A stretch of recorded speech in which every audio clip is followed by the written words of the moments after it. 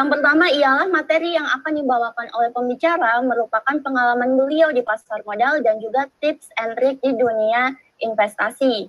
Dan di sini hadirin bisa mendapatkan beberapa gambaran untuk mengajukan pertanyaan nanti. Kemudian yang kedua ada sesi tanya jawab. Nah, untuk sesi tanya jawab ini tidak ada di talk show ini, akan tetapi sesi tanya jawab dibuka pada saat talk show berlangsung.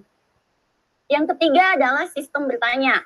Hadirin yang bertanya bisa raise hand terlebih dahulu, kemudian jika saya telah memanggil nama, maka bisa langsung on cam dan on mic dan bisa bertanya langsung kepada pembicara. Akan tetapi, jika ada kendala dan mungkin koneksi kurang memungkinkan untuk on cam ataupun on mic, teman-teman bisa langsung menulis pertanyaan di kolom chat.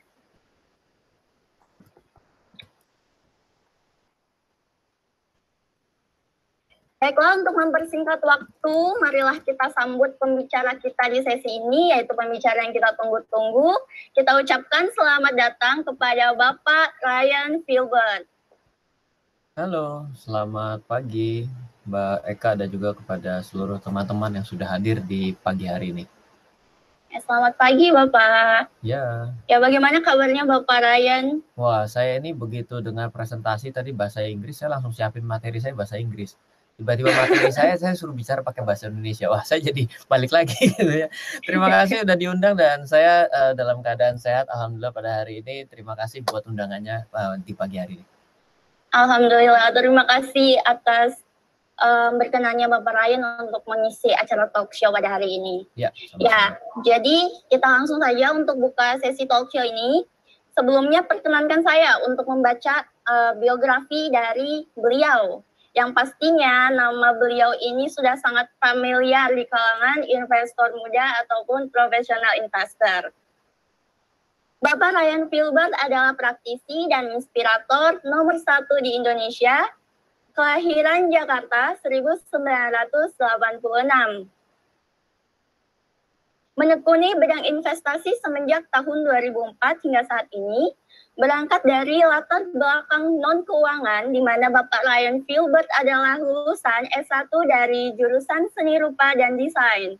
Tidak menjadi masalah besar bagi Bapak Ryan untuk mengukuhkan keseriusannya dan mengambil jurusan master dalam ilmu ekonomi, perbankan, dan pasar modal. Semenjak tahun 2012, Bapak Ryan Filbert menuliskan pengetahuan dan perjalanan di dalam dunia investasi melalui buku-buku. Hingga saat ini sudah menulis sekitar 18 buku bestseller.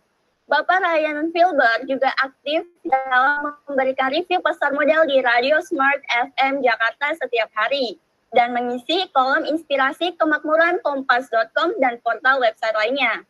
Mulai tahun 2013, Bapak Ryan Filbert tidak hanya memberikan edukasi berupa tulisan, namun berbicara melalui seminar dan kelas-kelas yang diadakan di banyak kota di seluruh Indonesia. Sejak tahun 2015, Bapak Ryan Filbert juga berkontribusi di acara dan kegiatan edukasi investasi dan pasar modal yang diselenggarakan oleh Otoritas Jasa Keuangan. Pada tanggal 13 Januari 2017, Bapak Ryan Filbert mendapatkan penghargaan sebagai tokoh inspiratif pasar modal langsung dari Bapak Joko Widodo. Baiklah, kita langsung saja ke inti acara talk show ini yang membahas pengalaman beliau secara mendalam. Ya, rasanya jika saya membacakan biografi tersebut kayaknya kurang afdol kalau bukan Bapak sendiri yang menyampaikan pengalaman Bapak sejauh ini. Jadi bagaimana nih Pak yang bisa sampai di posisi sekarang ini dan menjadi pemateri yang terkenal terutama di bidang investasi? Ya, baik. Terima kasih atas perkenalannya. Ya, jadi saya memulai pengenalan keuangan dan investasi saya itu, saya selalu cerita kepada banyak orang, saya ini triple minoritas. Ketika saya tahun 2004 memulai itu, saya tidak punya pengetahuan. Yang pertama, tidak punya pengetahuan karena dari CV-nya jelas banget sarjana seni rupa. Ya, meskipun saya sekolahnya IPA, tapi tetap saja tidak ada hubungan secara langsung dengan yang namanya keuangan gitu ya, karena saya penjurusannya mulai dari kelas 2 pada saat itu. Jadi ekonomi itu cuma habis sampai dengan kelas 2 itu.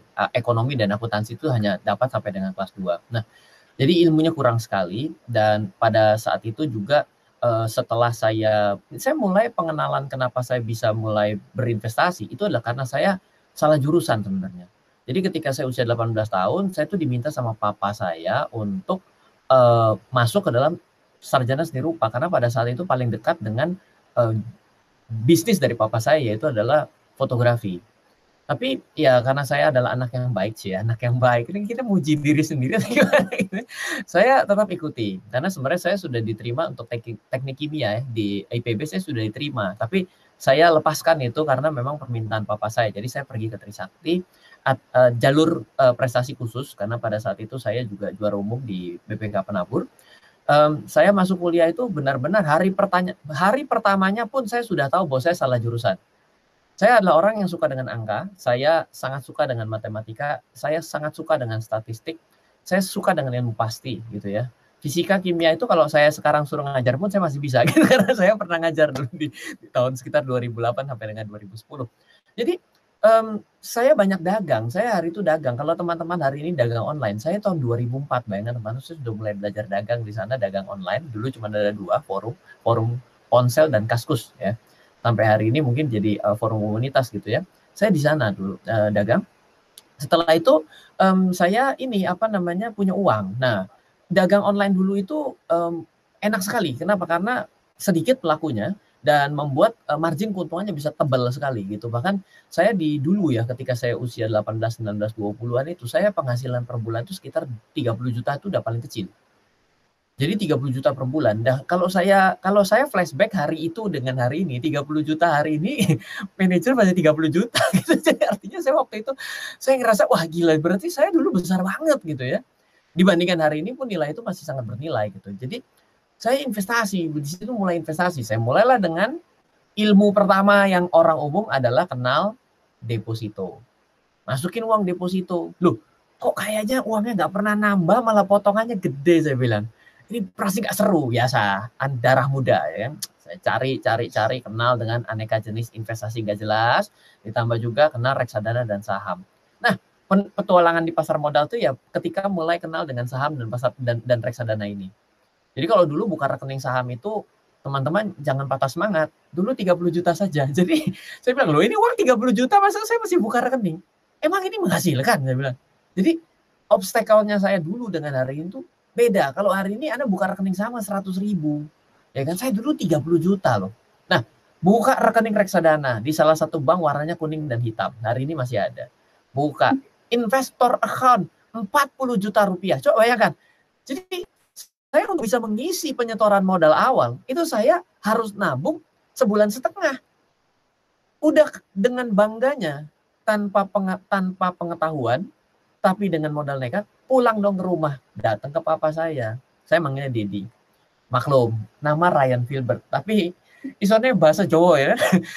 tapi yang terjadi adalah, begitu saya cerita ke papa saya, Dedi saya buka rekening, saya buka untuk main saham. Saya ingat kata-kata main saham itu masih melekat dulu gitu. Hari ini Anda salah katakan itu. Enggak taunya papa saya malah ngomelin saya. Tutup rekening sekarang juga. Gimana mau tutup? Akunnya kan baru diisi formnya. Jadinya kan 3-4 hari sampai seminggu kan. Orang ini belum terbuka, saya bilang. Enggak usah, berhenti aja. Tempat judi itu. Hah? Tempat judi? Dan di situ terjadi masalah kedua. Saya tidak dapat restu. Jadi saya minim pengetahuan. Masalah kedua tidak dapat restu. Yang ketiga udah pasti. Berjalan seiring dengan waktu, tidak punya uang. Ya uangnya kan segitu-gitunya gitu kan. Dan pada hari itu beda. Jadi saya memulai itu dengan obstacle yang seru sekali gitu. Dan menariknya adalah ketika saya flashback juga, teman-teman saya itu yang memulai di kurang lebih sama saya kan pasti kita ada komunitas lah, nyari-nyari gitu ya. Yang stay di hari ini gitu, yang stay dengan investasinya, itu dari 10 orang cuma tinggal 2. Jadi begitu besar babak penyisiannya, ya, yang tersisa tinggal 2 orang. Ya. Terus saya, ya kenapa saya hari ini sharing gitu ya, dan saya nggak tahu kalau misalnya saya hari ini ternyata katanya tadi seperti Mbak Eka mengatakan saya menjadi dikenal, saya sih nggak pernah punya niat seperti itu. Saya niatnya pada saat itu hanya menyelesaikan kaul saya gitu. Jadi saya pernah janji sama teman saya, buset kok susah banget belajar saham ini loh. Buat orang-orang yang notabene kosong melompong kayak Ryan ini piye kabarnya ini gimana gitu loh. Orang-orang kayak saya tuh gimana yang nggak ngerti sama sekali. Apakah saya tidak berhak untuk kaya? Kenapa? Karena saya punya catatan penting ya teman-teman. Kalau Anda tidak pernah mengenal capital market dan seluruh instrumen investasi, Anda susah untuk mendapatkan exponential wealth. Jadi Anda cuma jadi ya garis saja pelan ya. Tapi kalau Anda mengenal dunia instrumen keuangan dan investasi, Anda punya kekayaan itu dan keuangan itu bisa eksponensial. Susah. Cara untuk bisa Anda mendapatkan sesuatu yang eksponensial, ini memang tempatnya. Ini catatan yang saya bisa bagikan. Ini tiba-tiba kayak sudah mau penutupan. Padahal ini masih awal-awal gitu ya. Saya kalau cerita kayak gini bisa 2 hari 2 malam saya siap gitu. Lalu saya lanjutkan sedikit ya. Jadi ketika saya sudah, mengapa saya bilang saya menggenapi saya punya janji adalah pada saat itu saya cerita sama teman saya, kalau saya bisa nih yang begini-begini nih, saya janji mau sharing. Saya janji nih, saya sharing nih ke Indonesia nih. Saya ini memang suka ngajar. Jadi saya walaupun udah mulai dari 2004, 2005, saya ini praktisi bela diri. Saya ini punya belt untuk, bukan belt, namanya Cordao ya, karena saya ini capoeira ya, capoeirista. Saya itu ngajar. Lalu saya juga ngajar sekolah. Saya pernah ngajar di sekolah Brilliant Class itu yang memang anak-anaknya pilihan dari Bapak Yohanes Surya. Pasti tahu Yohanes Surya ya kan? Itu dia bawa anak-anak Papua itu untuk pergi yang tidak lancar baca tulis bisa menjadikan juara olimpiade matematik. Coba bayangkan bagaimana cara dia ngajar yang luar biasa itu. Yang saya sangat tertarik, bagaimana Anda bisa mengajar sehebat itu, Prof gitu ya. Saya juga belajar, saya pernah ngajar di tempat beliau dan ngajar matematika untuk jurusan olimpiade matematika. Lalu saya juga ngajar sekolah. Jadi saya ini memang suka ngajar gitu. Saya senang untuk berbagi. Nah, saya tiba-tiba ditagih hal itu di 2010 sama teman saya. Waktu itu kamu bilang udah bisa mau ngajar. Ngajar dong. Aduh jangan deh, saya bilang. Kenapa saya bilang kok tiba-tiba jangan? Karena guru-guru saya tentunya ketika kita belajar dari 2004, 2000 pasti punya guru dong. Nah, guru-guru saya itu pasti banyak yang dikecam. Akhirnya di blacklist. Ada yang dicari Interpol. Bandar nggak jelas menghilang.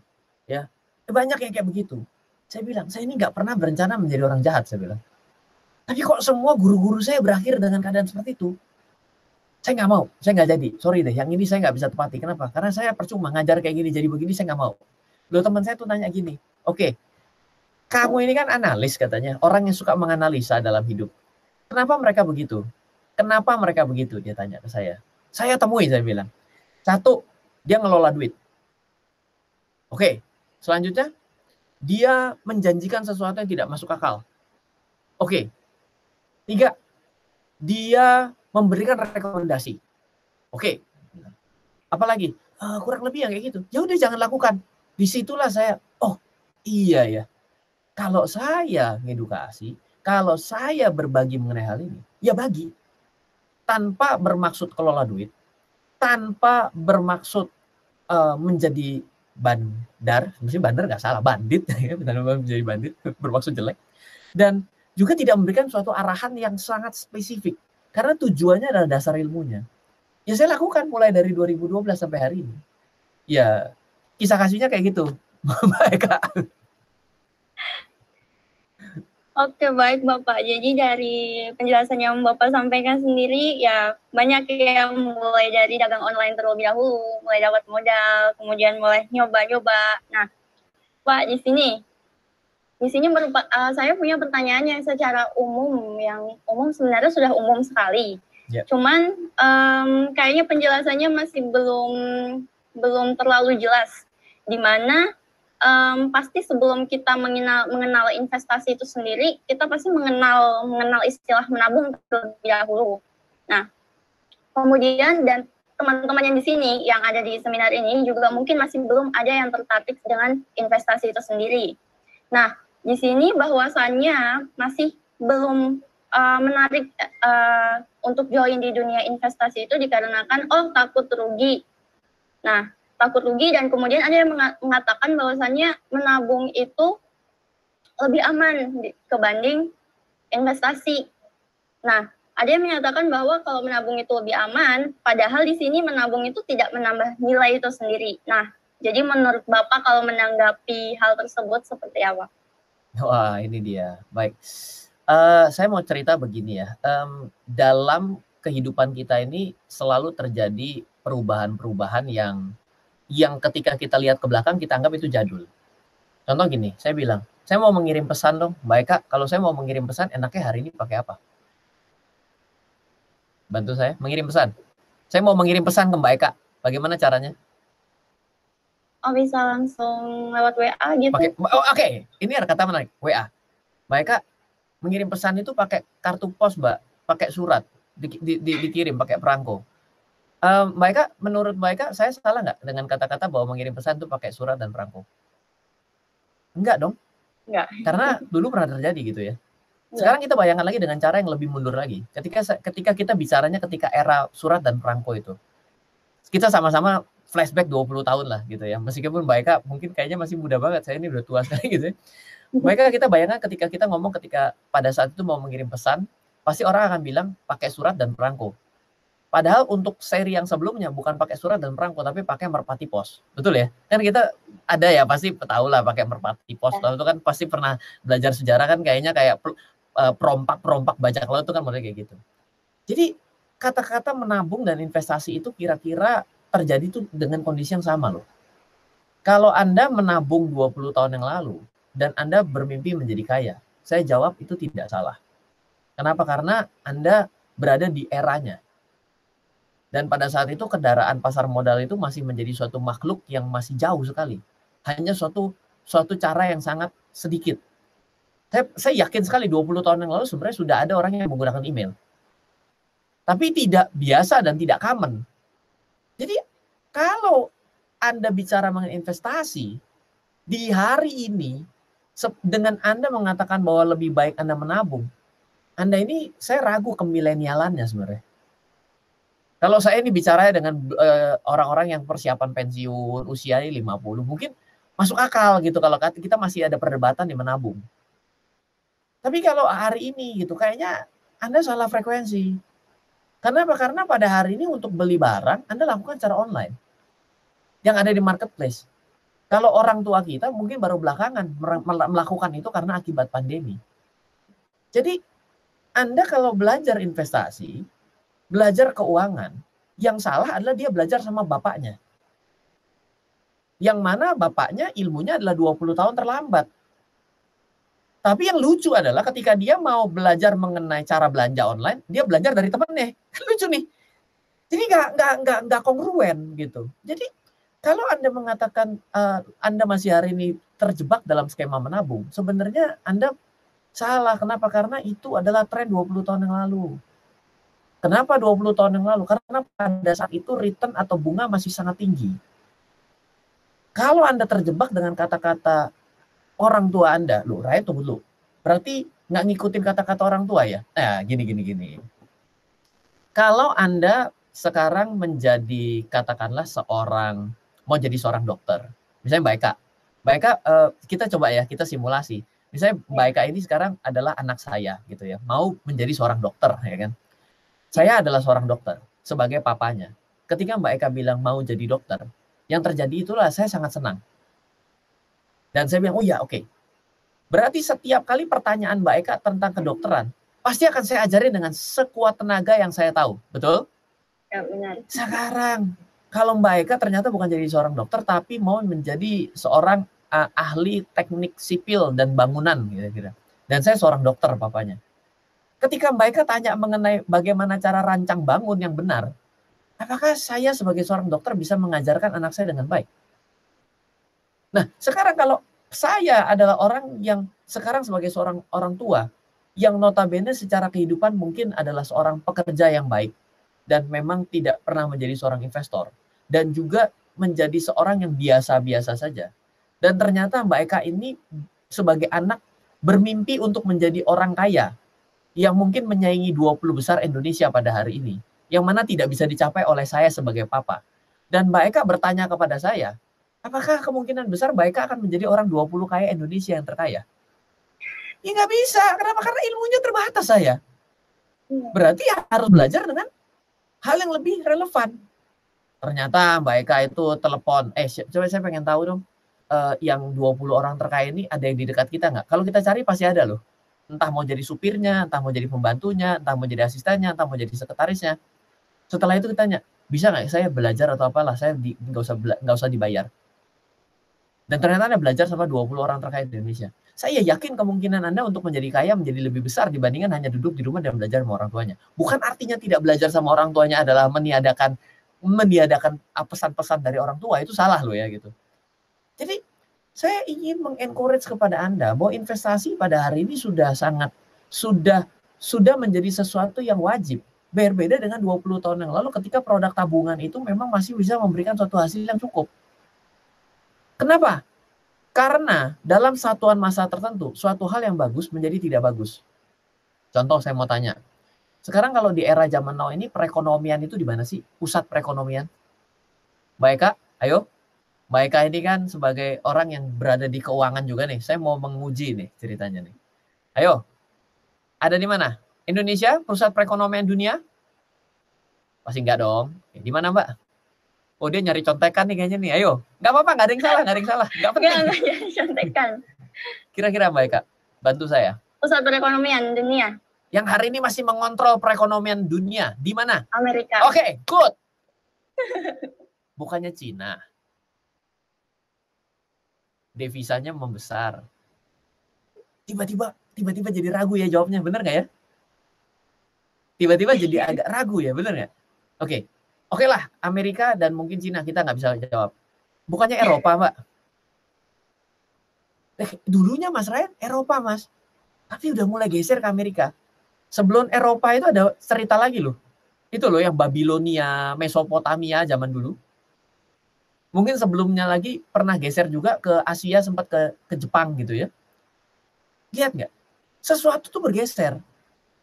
Jadi kalau Anda stay pada satu tempat dan meyakini itu adalah benar, hati-hati loh, Anda akan tergerus dengan perubahan itu sendiri. Jadi jawaban saya tanpa saya bermaksud, saya tidak mau mengeluarkan data di bagian ini. Kita mau menggunakan common sense kita. Kenapa? Karena yang ingin saya bangun adalah intuisi. Bukannya yang lain-lain. Kalau misalnya, kalau kita bicara mengenai lebih jauh dari kondisi saat ini, perekonomian itu akan selalu bergeser trennya. Yang akan menguasai akan bergeser. Jadi yang menarik harus kita ketahui adalah kita ini harus peka zaman. Percaya saya, contoh ya, bicara mengenai investasi di pasar modal. Berdasarkan rata-rata pada saat ini, yes betul, return investasi rata-rata turun sekitar 11-12%. Mau dihitung investasi tahunan, mau dihitung dengan CAGR dari sekitar 15% di 3 tahun yang lalu, secara rata-rata 5 dan 10 tahunnya sudah mulai bergeser ke 12%. Tapi, kalau Anda ngikutin bunga tabungan, hari ini, ya lumayan jauh, 4%-12%. Cuma yang perlu kita tahu, investasi itu tidak bisa dipastikan di depan. Itu kelemahannya. Kita harus kenal keunggulan dan kelemahannya. Kira-kira begitu, Mbak Eka. Ya, Bapak, mengenai tadi investasi nggak bisa kita terawang ya. Kemudian di sini muncul pertanyaan bahwasannya ketika investasi nih, menyenggol pertanyaan yang tadi sebelumnya yang menyatakan bahwa takut nggak mau investasi dikarenakan takut. Nah, Bapak bisa sharing pengalaman apakah pernah mencapai titik di mana kita itu banyak rugi, merasa gagal, kemudian takut untuk berinvestasi lagi. Oke, jadi bicara mengenai ketakutan ya. Oke, kalau takut saya punya suatu data yang menarik ya. Saya mau kasih lihat kepada teman-teman semua. Sebentar, semoga bisa saya tampilkan.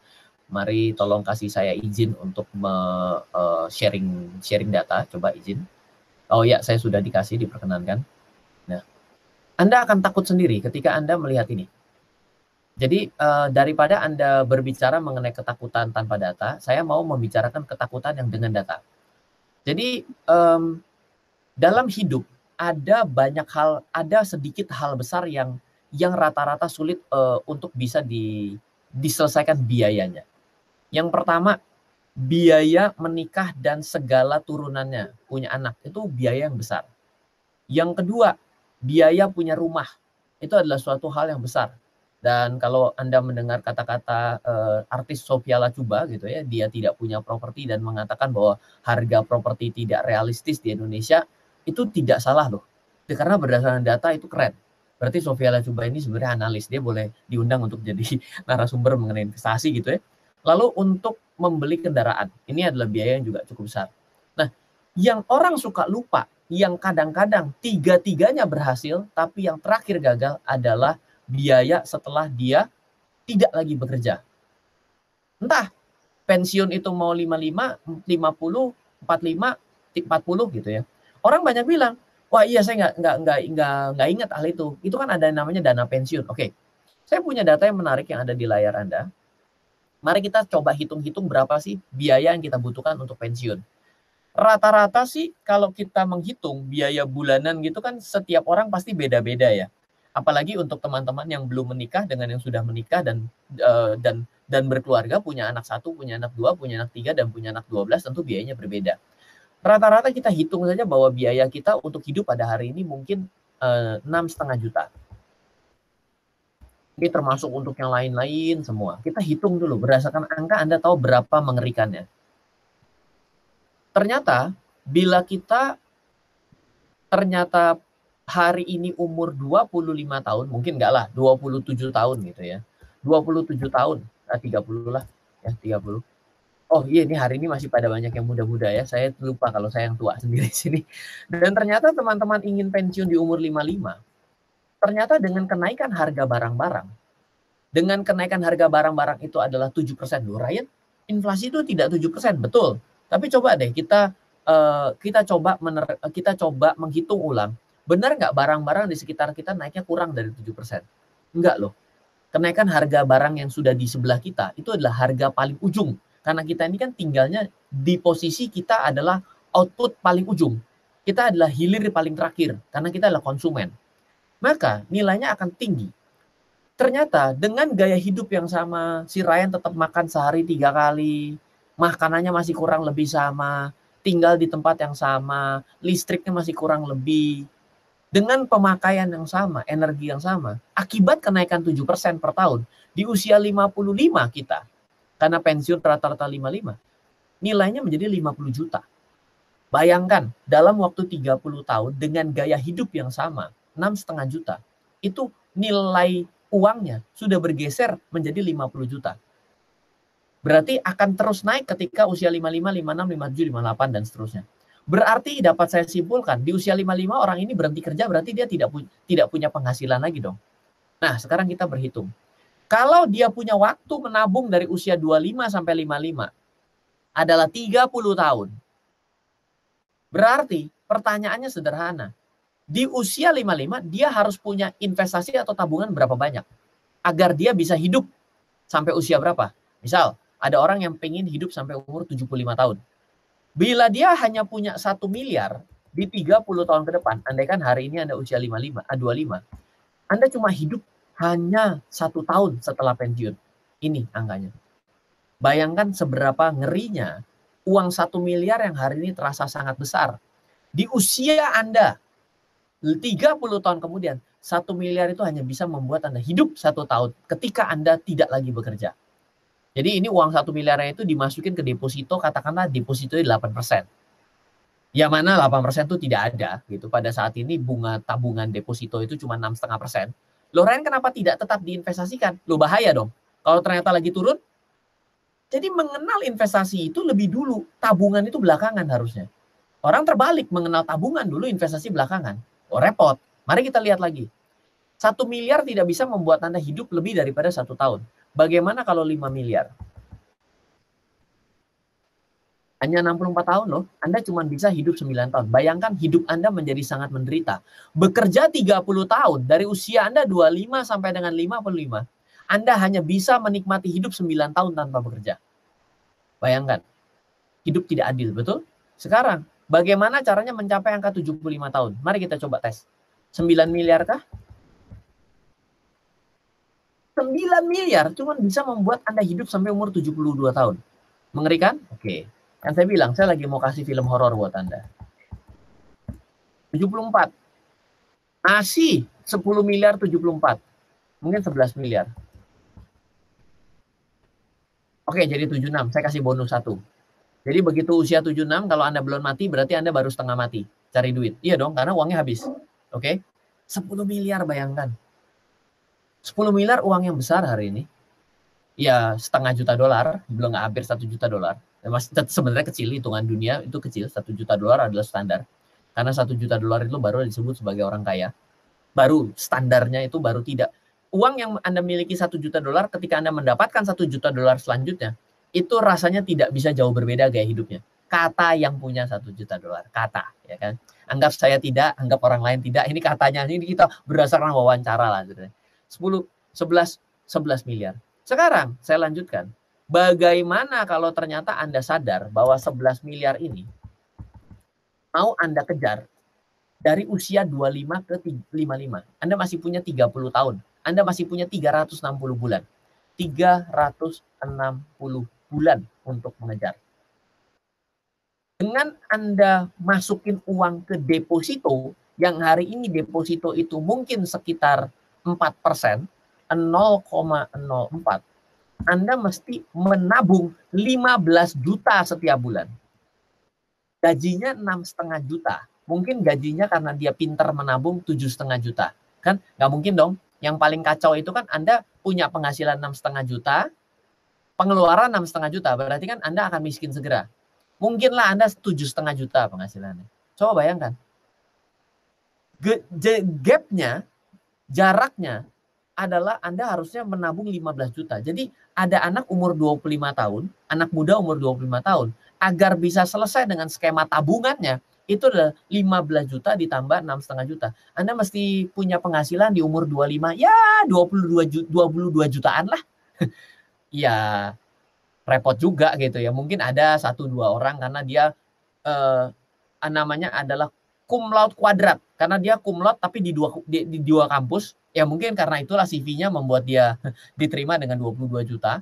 Atau dia internasional triple cum laude ya. Jadi dia cum laude pangkat 3 lagi, dikuadratin lagi ya boleh. Tapi apa iya? Enggak, artinya ini adalah skema yang tidak bisa di-achieve oleh orang umum dengan menabung.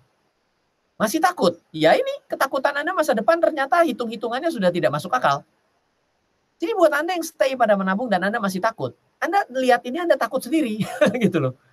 Coba kita lihat, oke, Ryan kalau gitu gimana kalau kita dengan investasi saham?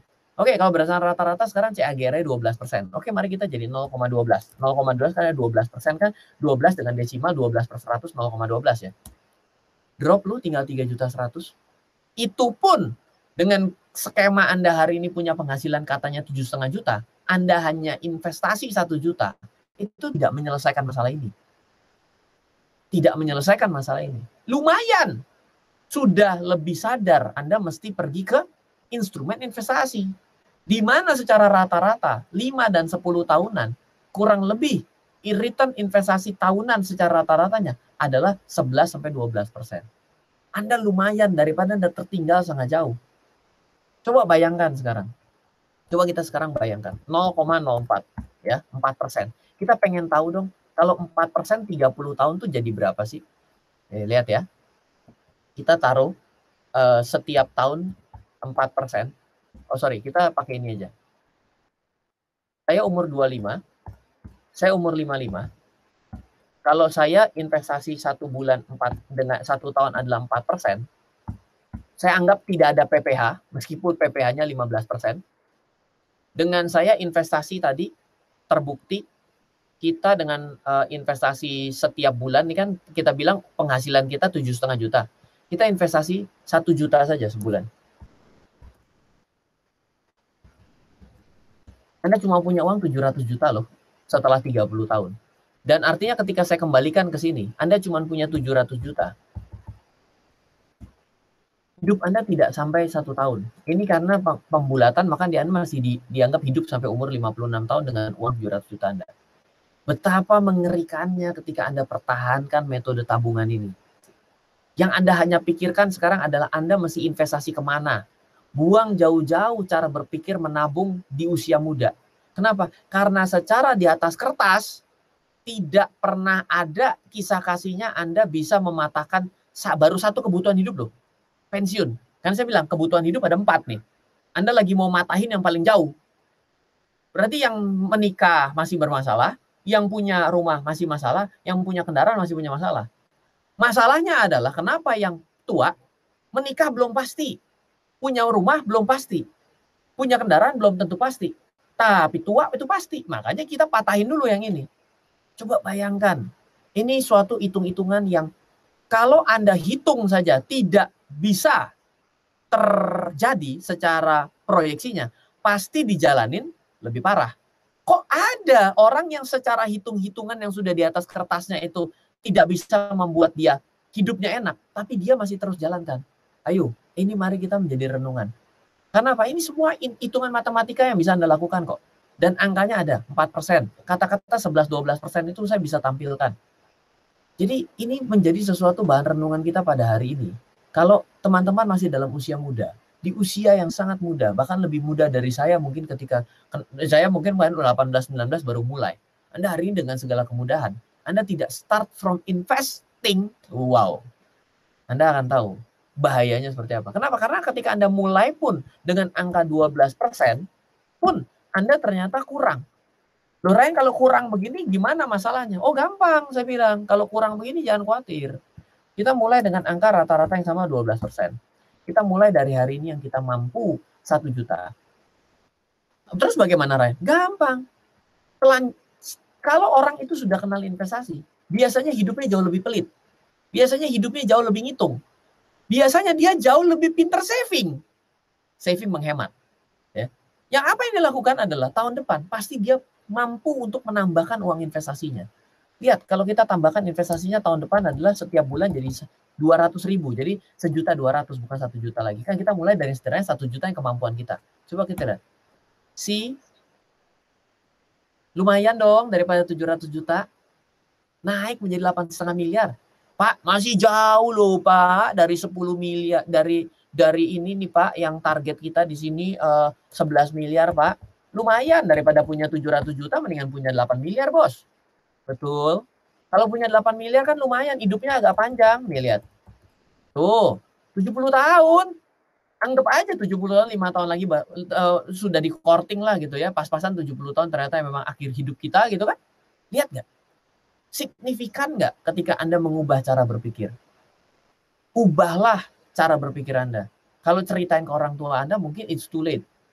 Tapi kalau Anda bisa menyelamatkan diri Anda dan generasi selanjutnya. Kira-kira seperti itu Mbak Eka. Kita jadi kayak seminar ya. Kita bukan. Terima kasih Pak penjelasannya. Oke, yang selanjutnya nih Pak, perihal yang tadi menyinggung soal kalau kenal berarti kita juga pandai menabung ya. Nah, di sini muncul pertanyaan bahwasanya investor pemula ini Pak. Jadi investor pemula ini biasanya kalau udah kenal dunia investasi itu lebih menggebu-gebu. Menggebu-gebu dalam, oh saya menyisihkan uang sekian untuk investasi. Nah, tapi banyak juga untuk investor pemula itu sendiri menyisihkan uang dan dia menaruh semua uangnya untuk investasi tanpa dia memisahkan mana itu dana cadangan ataupun dana daruratnya yang menyebabkan kerugian baginya. Jadi menurut Bapak nih, bagaimana cara hal-hal yang harus dihindari ataupun dikontrol di dunia investasi itu sendiri? Baik, jadi begini, kalau ternyata Anda belum menikah ya Mbak Eka gitu ya, dan rekan-rekan yang lain belum menikah, belum punya tanggungan, ternyata orang tua Anda masih mampu untuk membantu Anda gitu ya, masih produktif juga.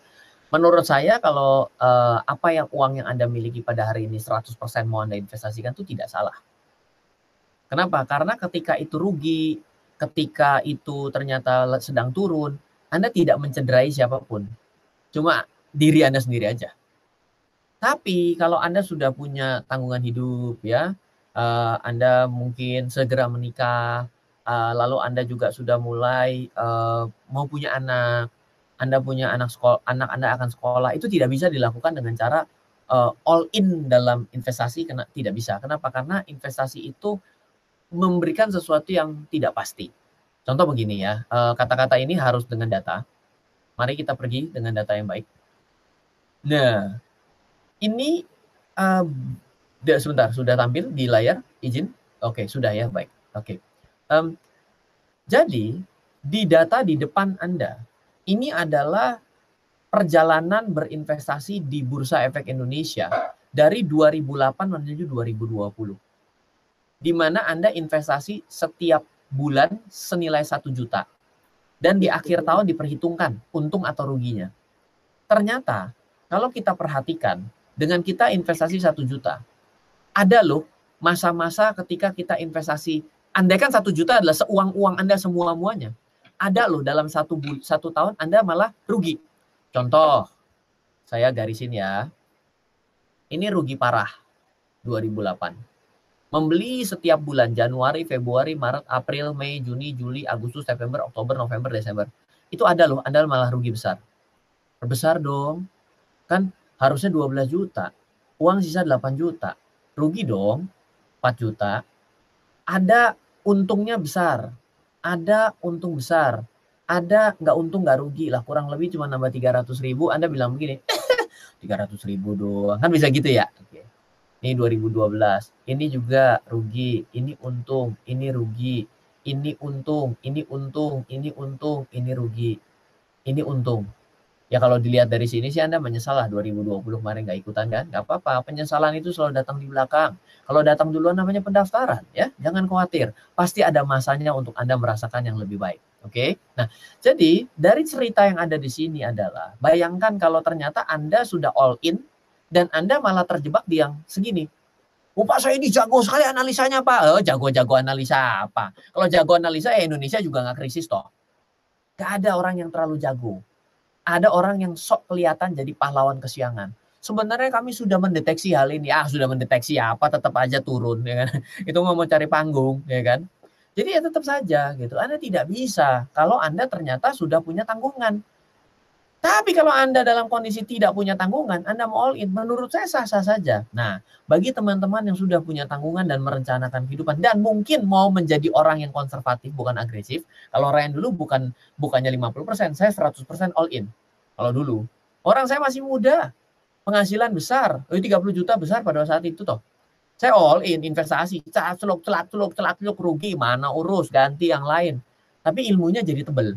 Makanya saya cerita hari ini bisa panjang ceritanya. Kenapa? Karena saya pada hari itu melewati sebuah learning curve yang panjang. Tapi kan nggak semua mau jadi pembicara toh. Kasihani saya, nanti saya tidak diundang lagi gitu ya. Jadi Anda jadi investor saja, saya yang jadi pengajar gitu. Nah, jadi ketika Anda mau agak konservatif, maka Anda harus mengenal yang namanya financial planning. Financial planning itu membuat Anda berada dalam kondisi kalau naik Anda happy, kalau turun Anda nggak kenapa-napa. Caranya bagaimana? Bagilah investasi Anda.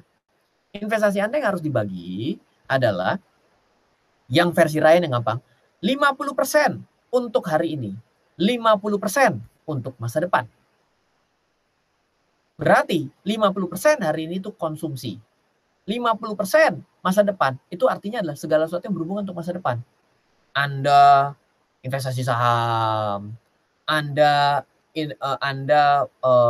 mengalokasikan untuk sedekah dan lain sebagainya. Itu investasi masa depan yang lebih depan lagi tuh.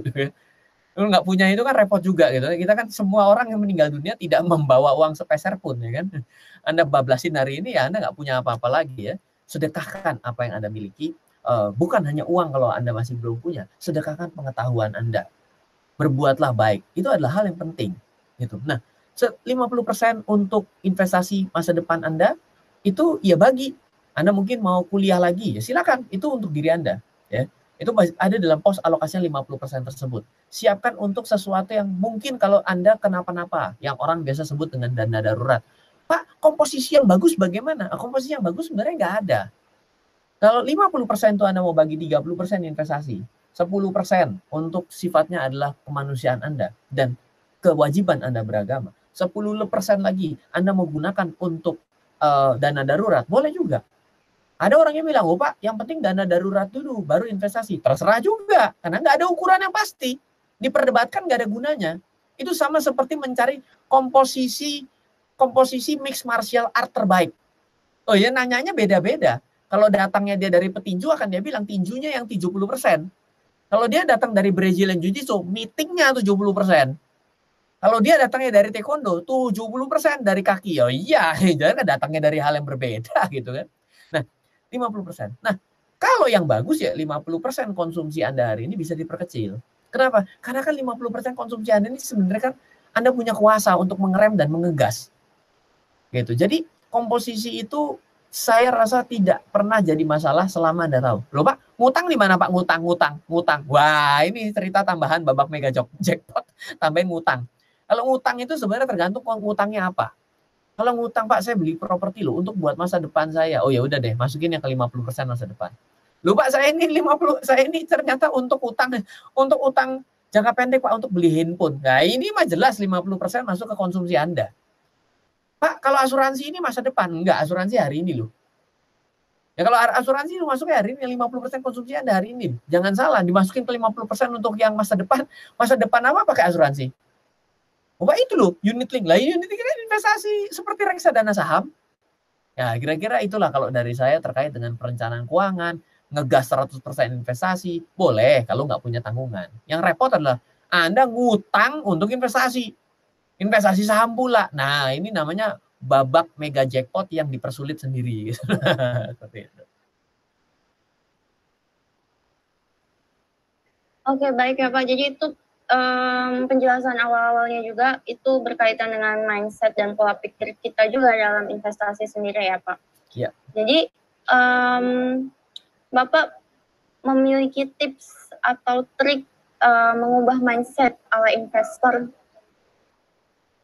Ya, kalau dari saya, begitu teman-teman tadi melihat Excel yang saya berikan, dan mungkin teman-teman berada di dalam rentang usia yang ada, dengan angka pendapatan yang kurang lebih, bisa jadi saya doakan Anda jauh lebih tinggi. Saya doakan jauh lebih tinggi, artinya Anda bisa invest lebih banyak karena Anda belum memiliki tanggungan lebih banyak. Bener dong? Semakin tinggi tanggungan berarti konsumsi makin tinggi. Tapi kalau Anda punya penghasilan tinggi dan Anda ternyata masih usia yang muda, wah terima kasih Tuhan, itu berkah buat Anda gitu. Jadi sebenarnya Anda harusnya sudah bisa menghitung bahwa Anda tidak bisa ceritanya menjadi kaya dengan memiliki tabungan.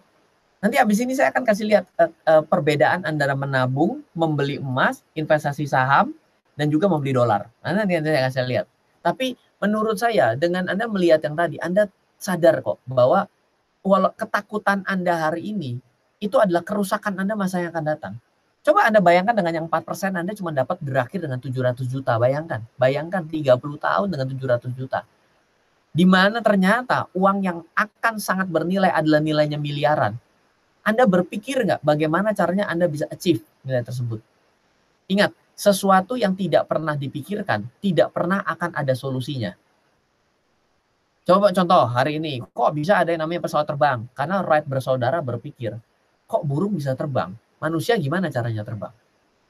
Hari ini kita punya lampu ada di mana-mana, karena ada pemikiran bahwa ini bagaimana nih untuk bisa adanya bola lampu yang menerangi pada malam hari. Masa mesti tergantung matahari? Hari ini energi terbarukan, karena sadar akan energi fosil yang dianggap merusak. Meskipun itu kajiannya panjang, kita nggak ngomong di sana karena kita lagi kagak ada di forum lingkungan hidup. Tapi intinya adalah segala sesuatu itu harus pikirkan bagaimana caranya agar saya bisa mencapai 1 miliar pertama saya. Bagi Mbak Eka akan beda caranya, bagi Ryan akan beda caranya. Kenapa? Karena Mbak Eka jago tinju, Ryan jago kaki, jago taekwondo. Jadi kita akan memiliki resep tersendiri, tapi frameworknya sama, bahwa menabung sudah jelas Anda tidak akan pernah bisa achieve. Seperti itu. Itu ketakutan menurut saya yang luar biasa. Silakan, Mbak.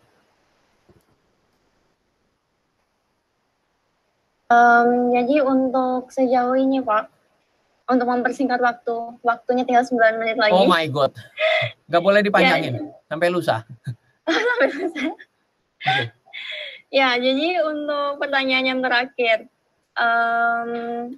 apa nih Pak yang harus dipersiapkan untuk memulai investasi saham itu sendiri? Uang. Uang. Dan iya dong. Percuma kita bicara panjang lebar tinggi di sini dengan ilmu sangat sophisticated, tapi kita tidak punya uang. Ini kita jadi komentator investasi, namanya bukan praktisi. Oke, uang. Tapi ketika Anda mulai investasi, Anda akan selalu takut Anda membeli terlalu mahal. Anda takut investasi Anda salah. Betul? Oleh karena itu yang kedua yang ingin saya tantang kepada Anda. Belajarlah dari sejarah. Contoh, pertanyaan sederhana. Kapan sih kondisi perekonomian sedang tidak baik? Perekonomian tidak baik berarti akan berdampak investasi yang tidak baik juga. Dan ketika perekonomian yang pernah tidak baik itu Anda pelajari, Anda akan tahu bagaimana rasa up and down-nya. Dari situ Anda bisa tahu bahwa kalau saya punya mesin waktu dan saya dihadapkan pada titik itu, saya tuh sebenarnya harusnya ngapain? Kenapa? Karena skenario amblek dan racingnya itu sudah jelas. Anda bisa mengira-ngira. Jadi yang saya minta adalah Anda coba lihat contohnya. Hari ini Anda mulai investasi. Anda mulai punya uangnya. Good. Tapi ketakutan ke depan adalah karena investasi tidak bisa dipastikan ke depannya, Anda akan tidak punya pegangan. Beda dengan menabung. Logis. Itu psikologi kita akan berpikir seperti itu. Bagaimana menjawab psikologi Anda yang seperti itu adalah Anda belajar dari sejarah. 2008, 98. Kalau Anda mau go internasional, 2000 Anda lihat bubble.com. Dari tahun 98, Anda geser ke awal tahun 90-an, 89 sampai 91. Nikkei. Kejatuhan Nikkei. Anda geser ke tahun 80-an awal. Ada juga krisis. Anda mundur ke tahun 70-an awal. Ada juga krisis di situ. Karena ada perjanjian Bretton Woods yang dicederai, ada kenaikan harga emas, lalu jatuhnya daripada oil, lalu racingnya kembali. Mundur lagi tahun 50-an. 60-an juga ada. Mundur lagi. Sampai mungkin terakhir kalau Anda bicara pasar modal 1890. Dengan Anda melihat itu dan Anda seolah-olah kalau pada saat itu apa yang Anda lakukan? Maka tiba-tiba Anda menjadi orang yang punya bekal ketika menjalani hari ini dan pasar dalam keadaan uncertainty yang sangat. Tapi kalau Anda cuma dengan keyakinan atas kata-kata Ryan, Anda nggak akan jadi investor yang sustain. Karena investor yang benar bukan investor yang untung, tapi investor yang selalu invest. Coba deh, Anda pikirkan sekali lagi. Benar nggak kata-kata saya? Investor yang selalu invest, tapi dia pintar untuk geser alokasi. Kenapa dia pintar geser? Karena dia udah pengalaman. Lah kan kita belum pengalaman. Belajarlah dari kejadian yang pernah terjadi. Model hari ini tuh paling gampang dibaca dari 2008 karena mirip. Masih Amerika yang menjadi barometer perekonomian. Presidennya alumni 2008. Pimpinan-pimpinannya mirip. Kebijakannya dijamin mirip. Jadi gak terlalu susah kok kalau Anda mau meluangkan waktu. Invest your time before you invest your money. Saya kasih satu Excel boleh Mbak Eka? Apa udah saya harus boleh, diudahin? Oh, oke. Boleh. Ini saya mau kasih. Oke. Ini saya mau mengencourage Anda ya. Semoga bisa memberikan informasi buat Anda pegangan ya. Oke, nah lihat. Ini adalah nasib kalau Anda investasi di tabungan, Anda saham, Anda emas dan beli dolar. Ya. Ini adalah investasi tahunan. Ini adalah investasi 3 tahunan. Ini adalah investasi 5 tahunan. Nah, bagaimana cara membacanya? Bila Anda mengharapkan investasi 1 juta per bulan dan Anda berpikir 1 tahun bisa untung 10%, dengan Anda menaruh 100% uang Anda pada tabungan, maka dengan mengikuti bunga maksimum dari lembaga penjamin simpanan yang ada secara historical, tidak pernah ada mimpi tercapai 10% per tahun. Dari data 2006. Oke? Ngeri toh? Berarti jangan pernah ngimpi ya, dapat 10% per tahun dari deposito. Jangan pernah ngimpi. Oke? Sekarang saya ganti. Kalau saya dari saham 100%. Menarik loh. Mulai ada loh yang achieve 10% per tahun. Lihat nggak? Dan yang menarik adalah dalam jangka panjang itu biasanya achieve. Pada beberapa kejadian 10% itu dalam 10 tahun terakhir tidak achieve.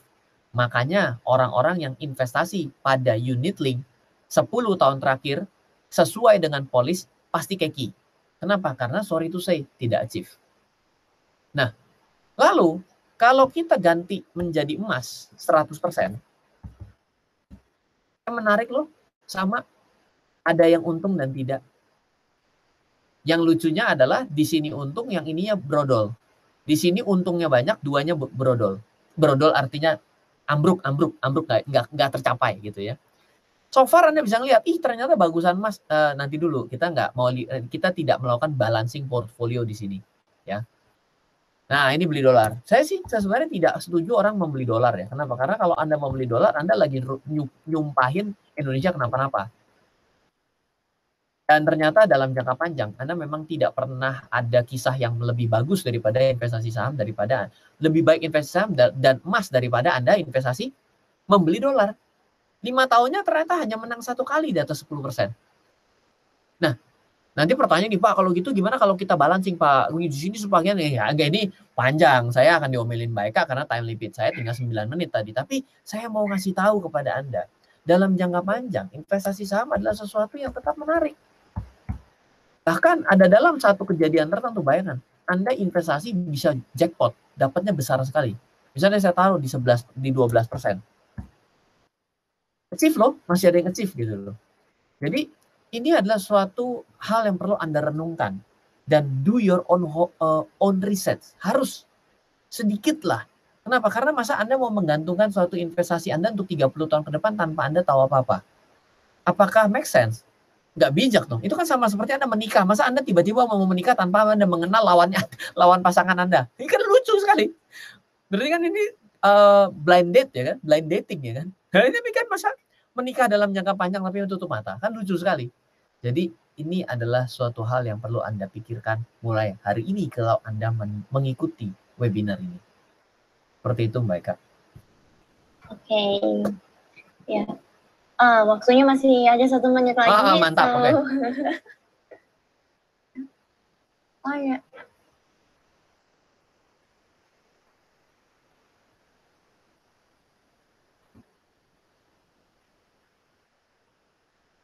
Ya, bagi teman-teman yang mau bertanya, bisa raise your hand. Oke, silakan dengan senang hati. Semoga pertanyaan yang gampang dan bisa saya jawab. Ada yang raise hand.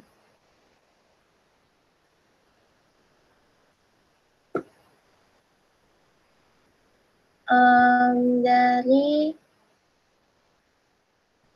Anggung. Silakan.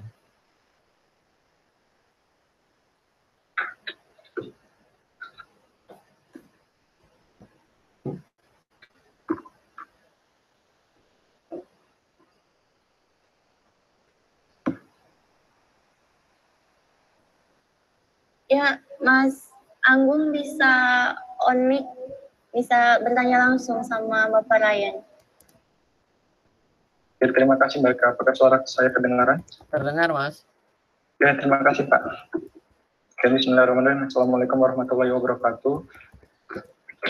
Selamat siang saya ucapkan kepada Bapak Ryan dan juga Mbak Eka yang selaku moderator. Di sini saya ingin bertanya, ya, berkenaan dengan saya bertanya ini atas dasar mungkin kepekaan saya Pak atas yang terjadi saat ini. Ya. Gimana kalau saya melihat ini kan kemajuan teknologi, apalagi sekarang udah revolusi industri 4.0, bahkan Singapura udah 5.0, di mana literasi tentang dunia finance ini bisa dilakukan melalui sosial media, berbagai macam sosial media. Cuma pada akhirnya di sini saya menemukan gap permasalahan, yaitu kita sebagai orang yang ingin melakukan atau baru mulai terjun ke dunia investasi cenderung kepada istilah fear of missing out, Pak. Ya. Jadi kita kadang karena literasi yang begitu hebat, di mana banyak para konten kreator yang memberikan edukasi tentang investasi, kita lupa akan risiko yang melekat pada instrumen investasi itu sendiri. Dari situ kemudian muncul bahwasanya kita beranggapan bahwa investasi itu merugikan, investasi itu bodong. Ditambah lagi banyaknya kasus-kasus yang dimediakan oleh para misalkan pembuat media seperti itu, Pak. Nah, pertanyaannya dari situ, sikap bijak apa kita selaku investor yang ingin memulai, dan bagaimana sebaiknya jika ingin membuat konten yang berkenaan dengan literasi keuangan, Pak? Terima kasih. Ya, baik, Pak.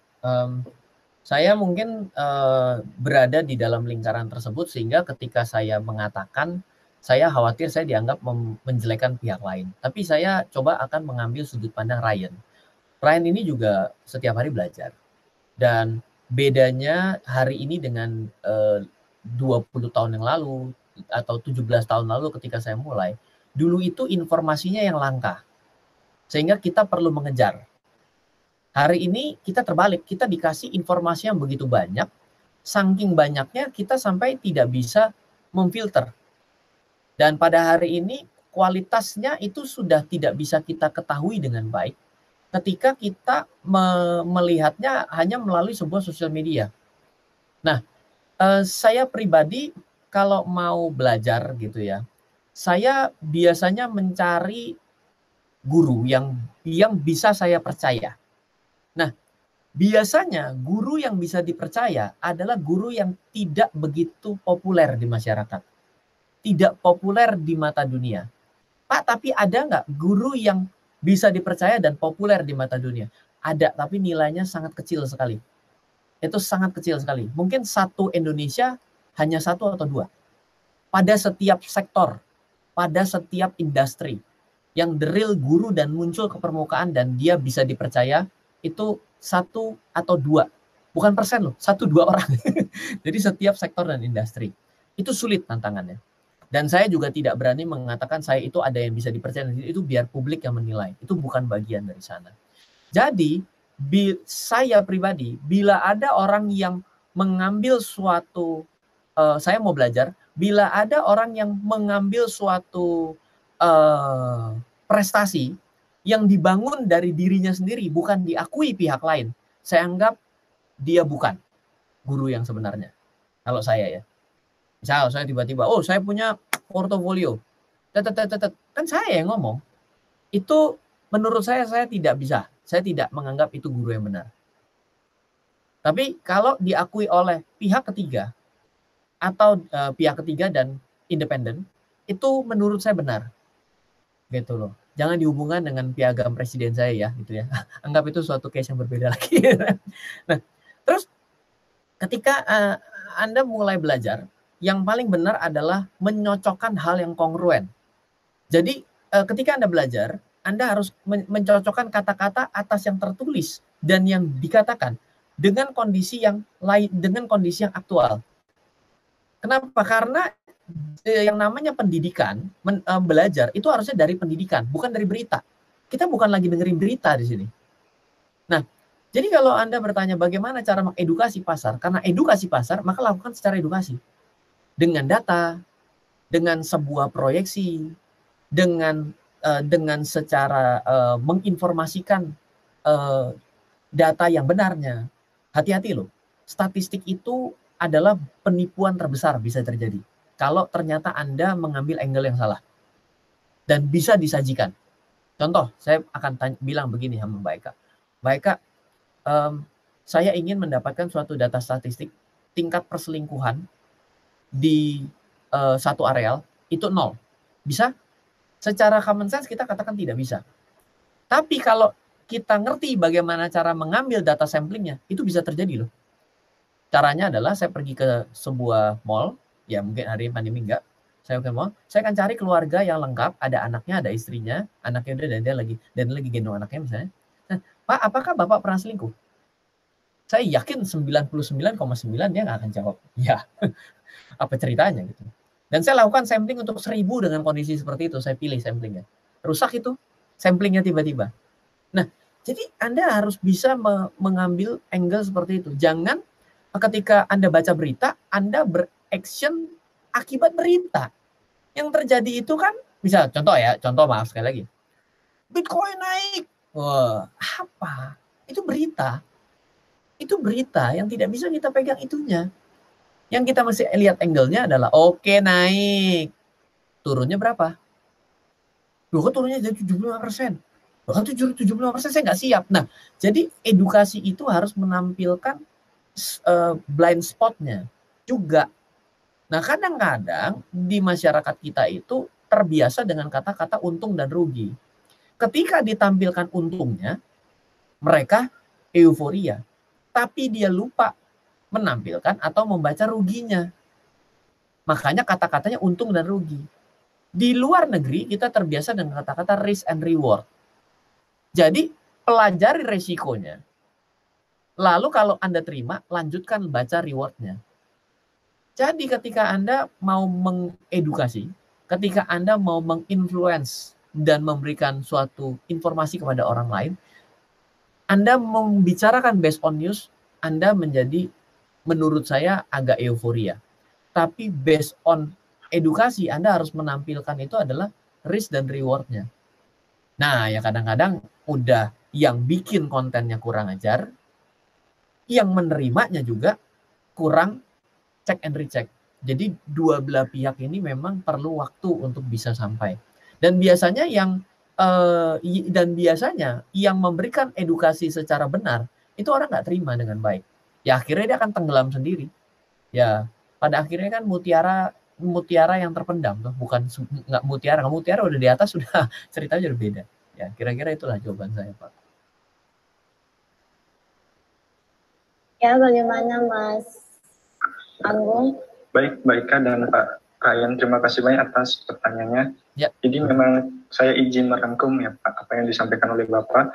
Pada prinsipnya jika memang saya seorang investor pemula yang ingin mulai bertransaksi di dunia pasar modal, khususnya di investasi saham, berarti memang harus adanya double checking atas konten-konten literasi yang diberikan di sosial media seperti itu Pak. Baik itu dari segi risk, kemudian reward-nya, dari segi hal-hal yang memang semua itu harus melalui proses begitu ya Pak.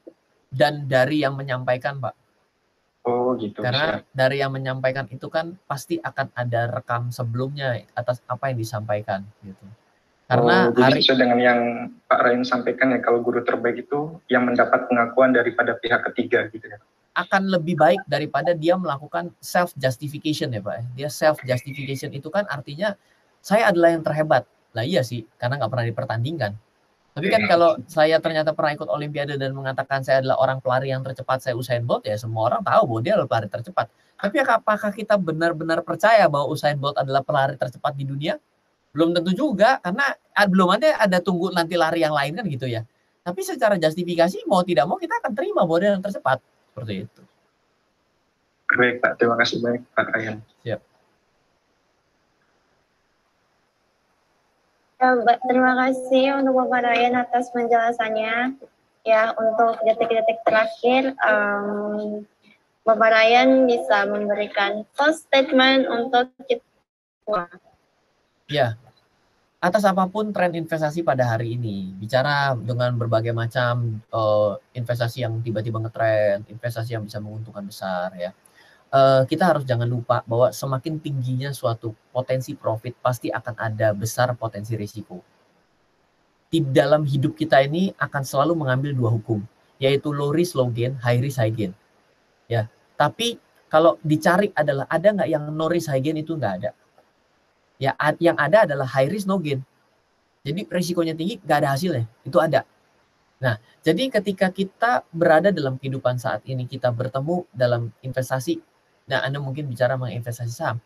Investasi saham itu adalah sesuatu yang paling jelas sebenarnya. Anda investasi pada sebuah perusahaan. Perusahaannya ada, pekerjaannya ada, laporannya ada. Itu yang paling mudah untuk Anda pelajari dibandingkan Anda menginvestasikan pada sesuatu yang basis teknologi pada hari ini, yang mana pada saat ini Anda harus, misalnya contoh, saya sering sekali dapat informasi mengenai, Pak, bagus mana saham cryptocurrency? Bagusnya bagaimana, saya bilang. Kalau Anda melihat dari dasar fundamentalnya, jelas saham adalah di atas segalanya.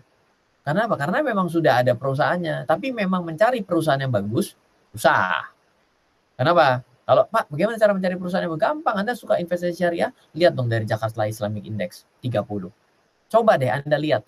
Saham apa yang dalam 10 tahun bertahan di JI 30? Sedikit loh. Sisa 25%. Kurang malahan. Nah, itu adalah ciri perusahaan yang bagus. Dibandingkan dengan cryptocurrency. Cryptocurrency itu kan decentralized. Decentralized itu pengaturannya siapa? Dan ketika ada tiba-tibaannya karena sebuah tweet naik luar biasa, kalau itu di pasar modal kan langsung dipanggil kan. Itu yang follower-follower besar itu tiba-tiba juga langsung dipanggil regulator. Karena kemarin tiba-tiba ikut-ikutan ngomongin saham kan. Nah, ada yang ngatur. Anda tuh dijagain. Jadi, bijak dalam berinvestasi, apalagi Anda adalah newcomer. Jangan tiba-tiba Anda pergi ke cryptocurrency itu seperti Anda coba belajar berenang, tapi di kolam 17 meter. Iya berarti kan, Pak, kalau saya jadi bisa gimana? Oh, saya bisa jadi juara selam. Betul. Tapi kan bisa tenggelamnya lumayan ya kan? Nah, itu kan nggak boleh seperti itu. Kita mulai dari investasi yang paling gampang. Kalau menurut saya, saham, reksadana, itu investasi yang gampang. Geser lagi mungkin ke pendapatan tetap, ori, sukuk tabungan, saving bond retail, ya. Kalau yang syariah kan berarti kan pasti sukuk gitu ya. Dan sukuk tabungan, ada mulai lagi yang diregulasi Indonesia, peer-to-peer lending. Oke, peer-to-peer lending syariah kan juga ada. Jadi mulailah dari cara seperti itu berpikirnya. Nanti Anda akan menjadi jauh lebih baik dari hari ke hari. Kira-kira seperti itu dari saya. Baik, terima kasih Pak atas close statement-nya. Ya baik, hadirin sekalian, akhirnya kita sampai di penghujung talk show ini. Ya, untuk sebelumnya kita sesi foto terlebih dahulu. Halo, terima kasih sudah menyaksikan video di RF Channel on YouTube. RF Channel adalah channel edukasi untuk kita secara bersama-sama belajar dan mendapatkan aktualisasi mengenai investasi, keuangan, dan bisnis bersama saya, Ryan Filbert, dan tim. Add nomor WhatsApp saya di 0895 07 08 0789 0895 07 08 0789. Download aplikasi MyRF di Android atau iOS untuk mendapatkan artikel dan tema-tema khusus mengenai edukasi investasi, keuangan, dan bisnis pada aplikasi MyRF sekarang juga. Setiap bulan, saya bersama dengan tim memiliki kelas, mulai dari belajar trading dengan analisa teknikal, yang strateginya bisa Anda terapkan pada seluruh market, mulai dari saham, forex, hingga cryptocurrency, atau kelas investasi saham bernama Fundamental Camp. Untuk mengetahui kelas lainnya dan bertanya mengenai kelas, hubungi tim sekarang juga di 0852 882 6187. Sekali lagi, 0852 882 6187. Semoga terus bermanfaat. Dari saya Ryan Filbert, salam investasi untuk Indonesia.